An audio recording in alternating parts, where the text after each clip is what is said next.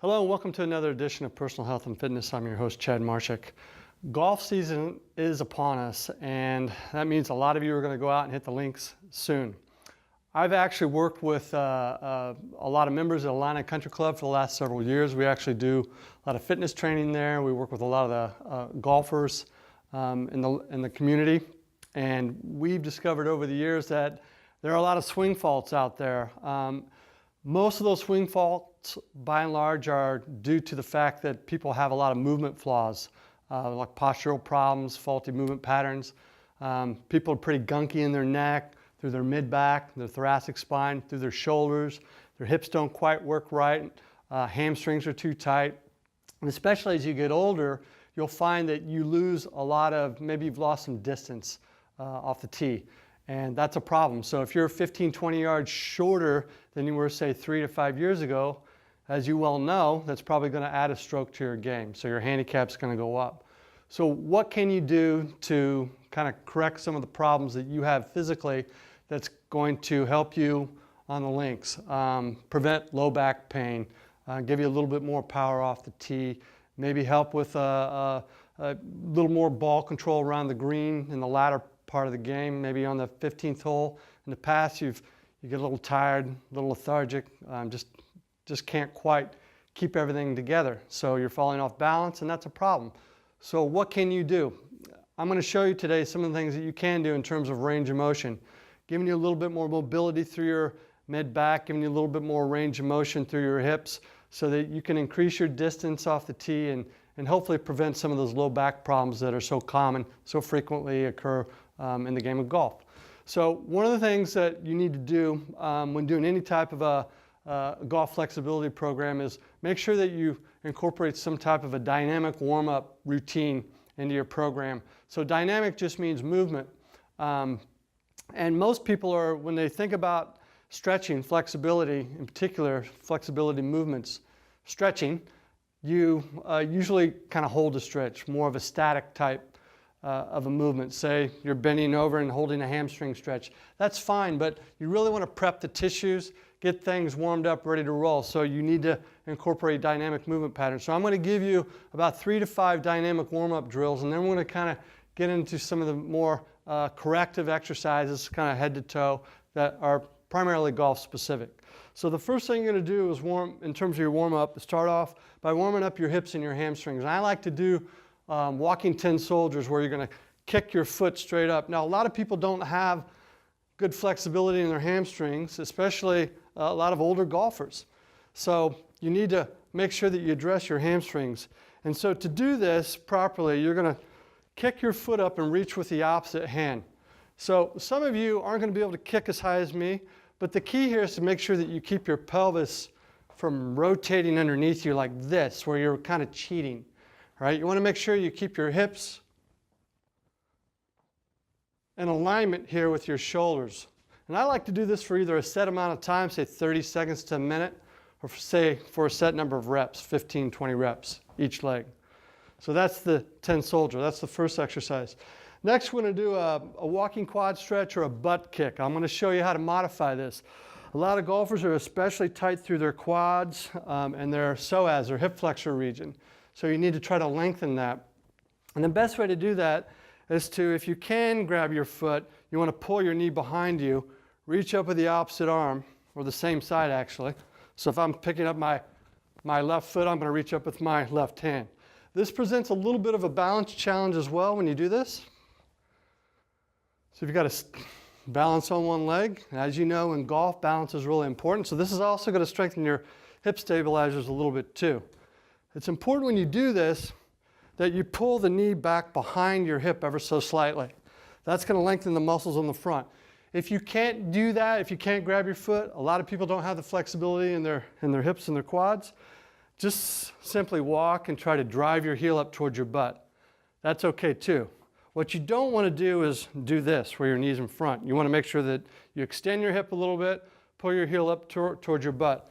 Now, some of you may feel a little bit of a Charlie horse in your hamstring because your hamstrings help to flex your knee. So you're going to get a little action in there too. So again, 8 to 10 repetitions for each leg would be appropriate. Okay, next we're going to do something for your for your hip rotators, and this is called a leg cradle. So hip mobility is really important for golf because you're working primarily in the frontal and transverse plane. That rotation through the hips is important to get power. So you've got to have good mobility in the hips. So the leg cradle is done by grabbing your foot and your ankle joint and pulling up. Some of you, again, aren't going to have the balance to do this, and I'll show you a modified way of doing this here in just a moment. So this is what it looks like from the side. Grab your foot and your ankle and pull up. I'm really feeling this in my hip rotators. If you can't do that, if you can't grab that foot, if you can't balance, you want to just simply try to tap your hand with your foot. So you're just going to bring it up, swing it up, and kick, like so. Again, same idea, 8, 10, 12 reps on each side. Okay, next we're going to do a hip opener. We're going to open up the hip rotators here now. So this one you want to you're going to step back behind you and rotate your foot. So lift your knee a little bit higher than belly button height.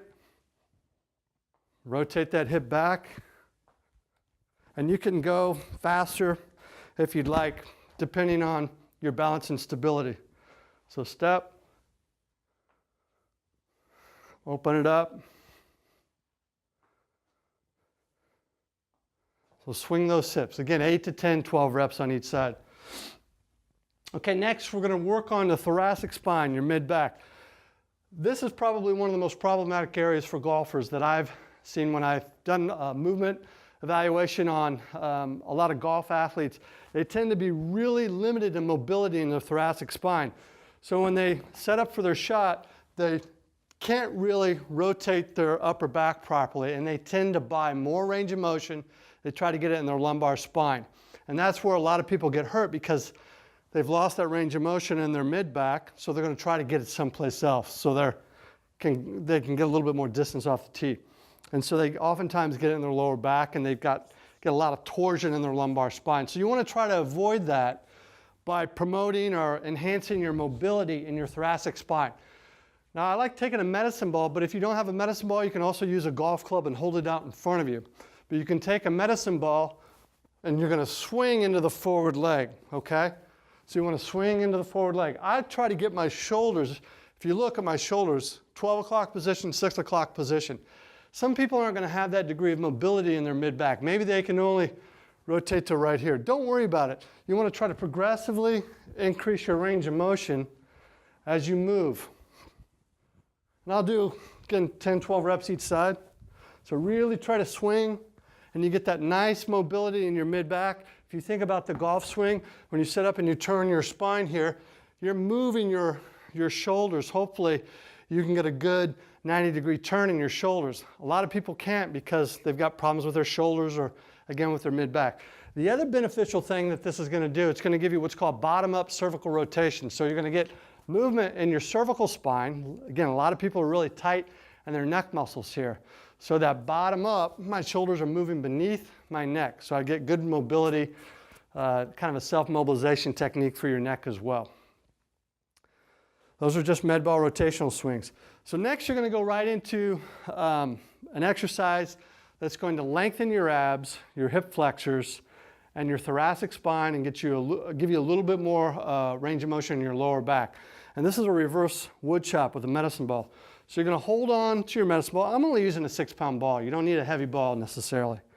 So you're going to get in a split stance. Hold the ball out in front of you, and if you don't have a ball, you can hold a light dumbbell, 5 to 8 pounds. And you're going to swing it over your head.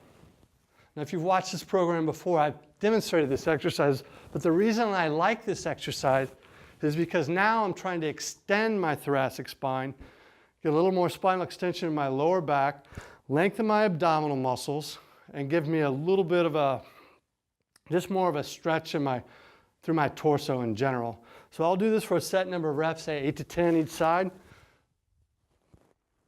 So swing it over your head. All right, this is what it looks like from the front. So I'm going to balance here. Look at the position of my feet. My trailing foot is pointed, toed out ever so slightly for better balance. My forward foot, essentially the toes pointed straight ahead. I'm going to drop the ball down to about knee level, and I'm going to swing the ball over my head. So reach back. I definitely get some shoulder flexion with this too, all right? Again, if you're tight in your shoulders, good way to give you a little bit more flexion through that region as well. And that's the medicine ball reverse wood chop. Okay, next we're going to grab a Swiss ball. I got to forgot to grab a Swiss ball.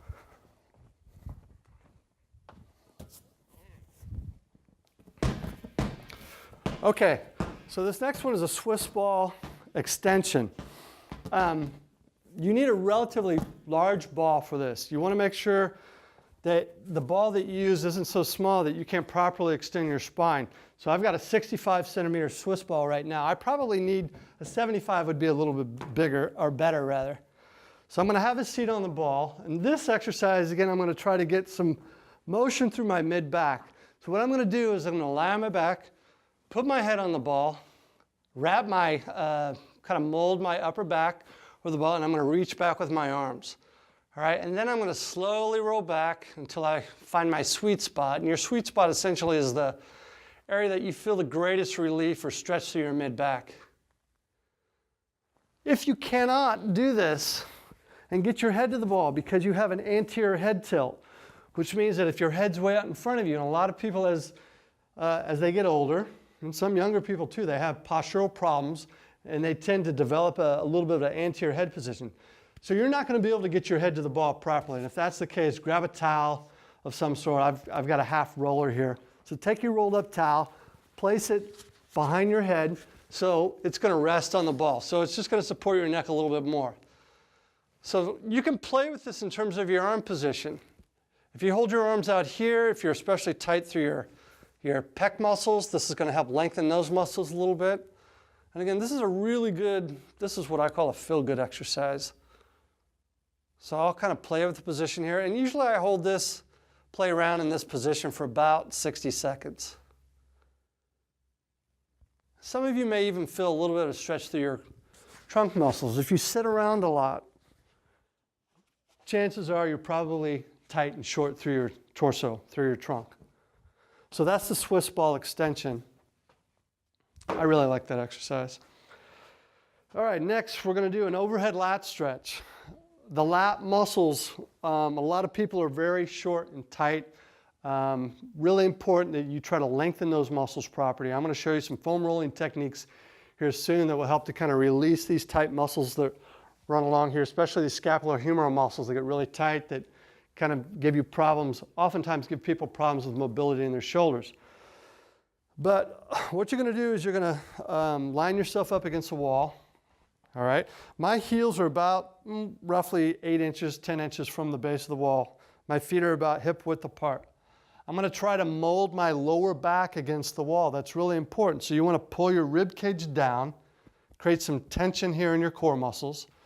You're going to hold your hands out in front of you with your palms facing the ceiling. Then you're going to slightly flex your elbows, bring your hands against the wall as you push your head back against the wall. Now for me, I can't quite get my palms against the wall. This is a tough one for me. I personally have some shoulder issues, so it's hard. But you want to hold that for about a 5 count, remove your hands. Try not to let your lower back come away from the wall. You want to keep your torso, your abdominals contracted, your rib cage pulled in and down, and flatten them again against the wall. I like to do about 5 reps. Now my elbows aren't completely straight here. I'm just trying to get my hands over my head. Hold for about a 5 count, and again, you're going to do about roughly 5 reps. But as you step away, you're going to really notice a big stretch through these big muscles, these lat muscles. And again, that's going to help you turn a little bit more, give you a little bit more freedom to rotate, which is so important in golf. You want to be able to take advantage of that elastic energy. If you think of your body as you would a rubber band, if you can only pull a rubber band back so far, it's only, depending on how far back you can pull that rubber band, the farther you can pull it back, the more elastic energy, the harder it's going to snap. The same idea with your body. If you look at Tiger Woods, who's somebody who has really, although he's broken down now, he's played for a long time, but he had exceptional mobility in his mid-back, all right? He could really turn on the ball. That's why he was so long off the tee. Now you see a lot of guys on the, both men and women on the pro tour that have exceptionally good flexibility and really can take advantage of that elastic energy. It doesn't really matter how strong you are if you don't have the mobility, the range of motion to unleash that power, all right? That's really important. That's why I think that golf flexibility is so important. It's so often overlooked. You may be a really strong guy, but if you're strong in a shortened range of motion, you're not going to be able to take advantage of, again, that strength that you have to, again, produce all that power. Okay, next we're going to talk about the thoracic spine. The thoracic spine, again, really important with that frontal plane and transverse plane movement. I like to take a foam roller to give me a little bit more length through my thoracic spine by extending it over the foam roller. And I'm going to place my shoulder blades here so that my body's perpendicular to the roller. I'm going to start with my shoulder blades on the roller, my hands behind my head. Keep those elbows back. You don't want your elbows here. You're going to feel a little bit of a stretch through your pecs. I gradually lift my glutes off the floor. If you don't have a foam roller, you should get one. It's a great tool. It doesn't cost much money. You're going to slowly roll over the roller down to the bottom of your rib cage. You don't want to go too far. It's about your 8th thoracic vertebrae, approximately. And I usually like to take about 5 trips over the roller from my shoulder blades down to the bottom of my rib cage, close to the bottom of my rib cage, and then back up. Again, don't lift your hips so high, you barely want your glutes off the ground. Then after about the 5th trip, I'll position the roller just beneath my shoulder blades, and then I'll extend my spine, really lean back. All right, this is going to give me a big stretch, produce a big stretch through my mid-back, really focusing on extending your thoracic spine. And I'm going to get a big stretch again, also through my pec region. And I'll simply hold that for about 30 seconds or so. Then I'll release and stand up. So I'm really feeling open now through my mid-back, through some of the exercises I've done. And that's probably one of the most important things for a golfer, is to have good mobility through your mid-back. Okay, next I like to take the foam roller and I'll go right into my lat muscles, my scapulohumeral muscles that run here on the side of my torso. And I'll start with the kind of reaching out here. And what I'm trying to do, this is a form of myofascial release. I'm trying to find any tight areas behind my shoulder blade, along my lats, and I may have to roll forward slightly or back slightly to produce the results that I'm looking for. And I'm trying to find any tight, sore areas. And when I find it, when I locate that area, that spot, that trigger point, then I'm just going to nail it. I'm just going to spend about roughly 10 seconds on that spot until it slowly releases, isn't quite so painful. The tension kind of diminishes somewhat, and then move on to the next trigger point. And I may get out here a little bit more and roll back a little bit. Again, you can play with this. It's a really nice way to really loosen up these muscles on the side of your trunk here. Again, that's going to produce better motion.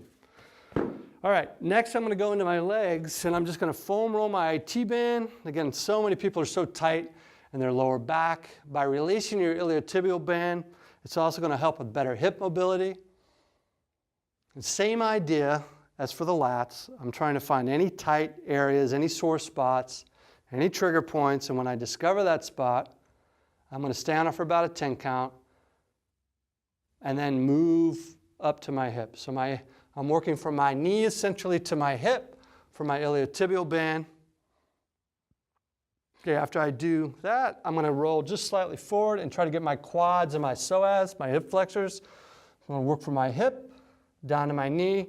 And usually most people will discover tighter areas on the slightly lateral aspect of their quad, their vastus lateralis, which is a muscle, part of the quadricep muscle that runs on the outside of the leg. I could do this all day. Feels good.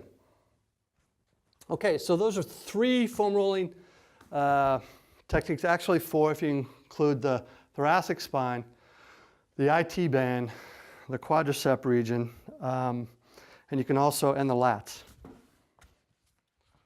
Okay, so those are my foam roller exercises. All right, next I'm going to do some, demonstrate some exercises for the shoulder rotators. Now this is really important. When I do my movement screens on golf athletes, oftentimes I see a really huge limitation in mobility in the shoulder in terms of internal and external rotation, right? It's really hard to turn and get your arm through if you're really tight in your shoulder rotators. So you've got to stretch them properly. So what I like to do is for my internal rotators, I'll lie on my back, I'll put my arm at a right angle, and I'll slightly roll into it, making sure the back of my shoulder blade's on the ground, and then I'll slowly push down. Now you're going to find people that have, a lot of people have different degrees of flexibility through their shoulder joint. I don't have a lot in my right. I should have more, but I don't. All right, and I'll just slightly push down and about 5 to 8 pounds of pressure here until I feel a good stretch in the back of my shoulder. The other thing you can do for your external rotators is your external rotation is here. You can take a light dumbbell, place it in your hands. Some people, when they lie on their back, they can't even get their hands to the ground. So you'll see somebody like this. A small dumbbell, 5 to 8 pounds, placed in the hand will help to facilitate that stretch. You want to pull your ribs down, contract your abdominal muscles, and let that weight just kind of pull that arm down. That's also going to give you a little bit of stretch here in your chest as well. So those are for your shoulder rotators. All right, next we're going to talk about your hips. I like to figure 4 a lot for your hip rotators. So you're going to lie on your back. You're going to take your knee, place it on your ankle, on your lower part of your shin. You're going to lift that foot off the ground. You're going to pull this, drive this knee into the shin, pulling the foot up to you so you can grab it with your hand.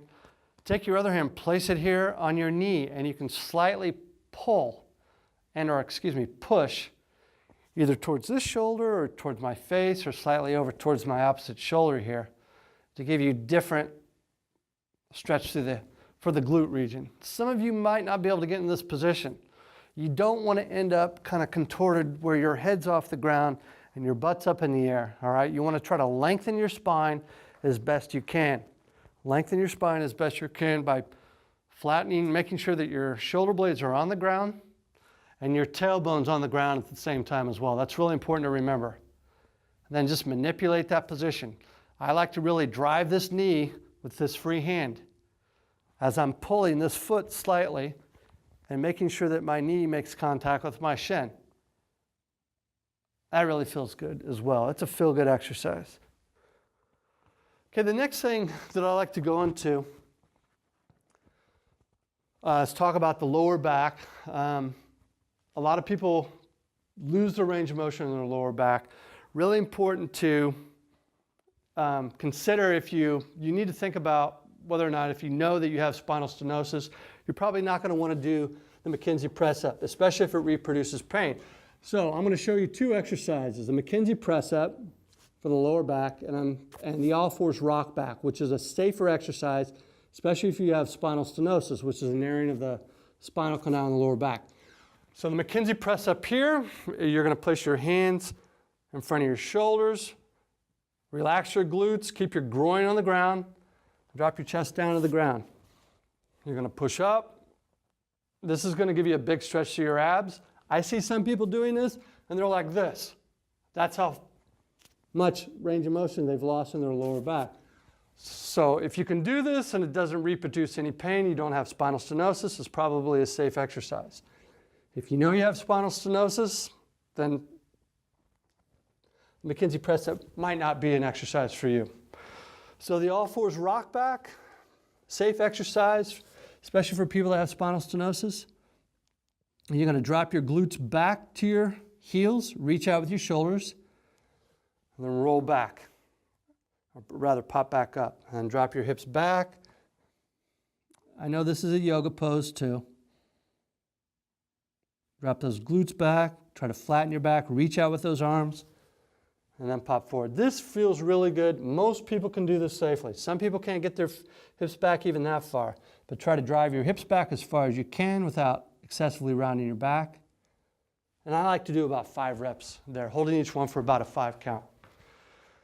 All right, and the last exercise here, and then I'm going to give you 3 quick golf exercises that should precede any round, is a standing hamstring stretch. So you're going to drive your hips back. Feet should be positioned about hip width, toes pointed straight ahead. And some people tend to get down to this position. They're so tight in their upper hamstrings that they start to round their back. Pull your shoulders back. Only go down as far as you can that your spine will allow you and your hamstrings will allow you. Now I can sink it down to about 90 degrees, and this is all the farther anybody needs to go. A lot of people cheat and they do this crap and they palm the ground. Big whoop. You want to, that's not a true stretch. This is. Drive the hips back. Okay, so 3 quick exercises. That's pretty much it. I just gave you 15 exercises, a great golf flexibility program. Now I'm going to give you 3 exercises to do before you play a round of golf. First one, take your club. These are called stationary club rotations. You're going to get in a split stance. You're going to hold the club out in front of you, slightly wider than shoulder width, and you're going to turn into that forward leg. I'm going to do 10 to my right, 10 to my left. Again, you want to try to get your shoulders to the 12 o'clock and the 6 o'clock position if at all possible. Some of you won't have that range of motion, and that's okay. Just do what you can do. So you're going to notice after you do this that you've got, oh my gosh, I've got so much more mobility in my mid-back. I'm longer off the tee. Even 5 yards for some people is icing on the cake. So you'll do 10 this way. Look straight ahead. Don't move your head. Look straight ahead. That's about 10. Good. Okay, next, the second one is a posterior reach back.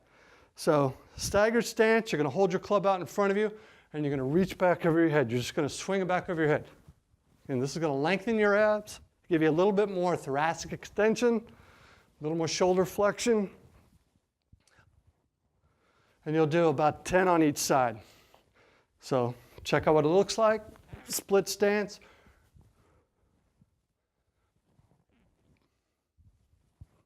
And again, you'll do about 10 each side. And the last exercise with your club here, and you can do this intermittently through your round to ensure that you have nice long hamstrings. You'll take your club and you're going to drop it down over your toes, all right? Driving your hips back. We just did the standing hamstring stretch. Same thing. Hold that for about a 3 to a 5 count, and then stand up. Now I like to position my feet in the same position I would as if I were going to hit a golf ball. So assume that same stance with your feet, then drop down, drive the hips back. I can't express that enough. You've got to drive the hips back. You don't want to get out over your toes. Just drop your hands straight down over your toes, drive your glutes back, and try to focus on feeling that lengthening effect in your upper hamstrings. So those are, again, 3 exercises that should precede any round of golf. If you have any questions about what we do here at Body Symmetry, please give us a call. We try to help people, and we're interested in helping you. Thanks again for joining me on another edition of Personal Health and Fitness. Until next time, I'm your host, Chad Marschik. Hey, Quinn and Riley.